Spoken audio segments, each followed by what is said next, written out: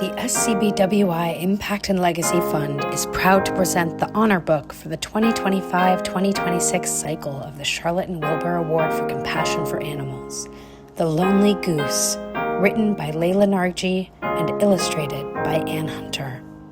Hi everyone, I'm Lela Nargi. I am the author of a book called The Lonely Goose, which I am going to read to you today. It's about a goose, a couple of geese, more than two geese even, Canada geese, which I see a lot here in my neighborhood in Brooklyn. And here we go. Here's how he won her over. He was the best dancer with the most powerful moves.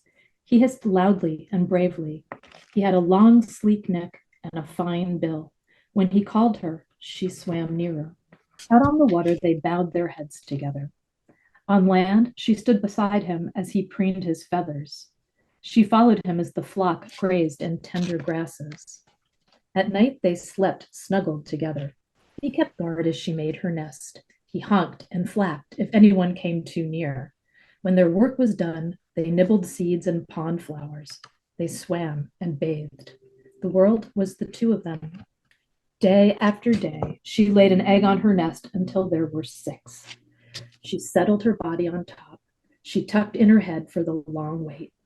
She muttered gently to her growing babies. They squeaked and muttered back. The parents took their goslings to the pond. They showed them where to forage for the best tasty plants. They honked to keep them out of danger. They taught them to fly. And when the time came, they flew south all together with their flock. Year after year, the two returned to the same nesting spot. They raised more babies. They swam and preened and snuggled, just like always. One spring, he could not fly. He could not preen. He could not eat.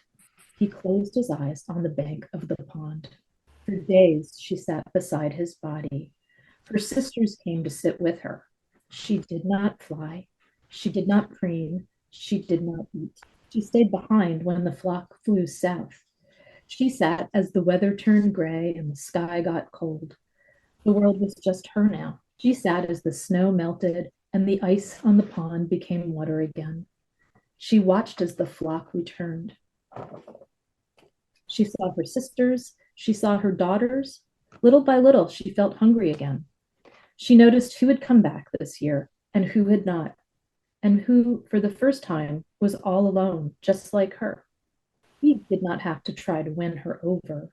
He did not have to dance or hiss. Little by little, she came to stand beside him as he preened his feathers. She followed him as he grazed in tender grasses. In the middle of the pond, they bowed their heads toward each other. They slept snuggled together. He kept guard as she made her nest, and the days grew longer, brighter. He honked and flapped if anyone came too near. When their work was done, they nibbled seeds and blueberries. They swam and bathed. And now the world was the two of them. And there's some facts about geese in the back of the book and some of the challenges they face. And it's really cool to be reading this book right now, actually, because it's bird migration season. Birds are migrating all along the east coast of North America, where I live. And they're going from South America back up to Canada, a lot of them, where they're going to have babies and raise them and hopefully have safe flights wherever they go. And then Hunter, who is the amazing illustrator of this book, got brought onto the project.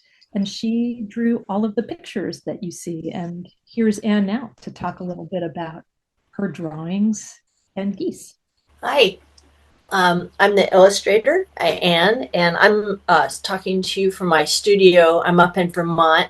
And when I read this manuscript, I thought I was very excited about it because we have a lot of geese that live in a marsh just north of here. When I do illustration, I do research like on the internet, but also I love to get out in nature, and the geese literally fly right over our house here and you can hear them. And I spent the year sort of observing geese and how they're nesting, and also just not just the geese themselves, but the plants and the environment around them. And also we were really excited to get this Charlotte and Wilbur Award. just celebrating and thinking compassionately about the other life that we share this planet with, and all the complexity of those relationships. And, it's cool and interesting. And also, when you read this book, you kind of get this window into these personal lives that they have with each other, like people. And I would say, too, one more thing you mentioned, looking at the world around us. And one thing that I really feel strongly about is looking at the animals that we consider normal around us. There's so much attention given, and rightly so, to animals like polar bears and penguins, which I love so much, and whales, and all of these animals that are struggling in the world. But right around us, everywhere that we live, there are other animals that have these amazing lives. And one question I got asked a lot when the book was first published and people were asking about it was like, geese, why geese? And a lot of people have very strong feelings about these animals. They think that they're mean and they are afraid of them. And I kept having to say, yeah, but we're basically living on their planet. We're like on their turf. I really want people to come away from the experience of reading this book, wanting to look more closely at the common animals that live among us and feeling compassion for them too, not just the less known animals to us. And it's great to have this honor, because I hope that more people will read the book and want to learn about these animals as a result.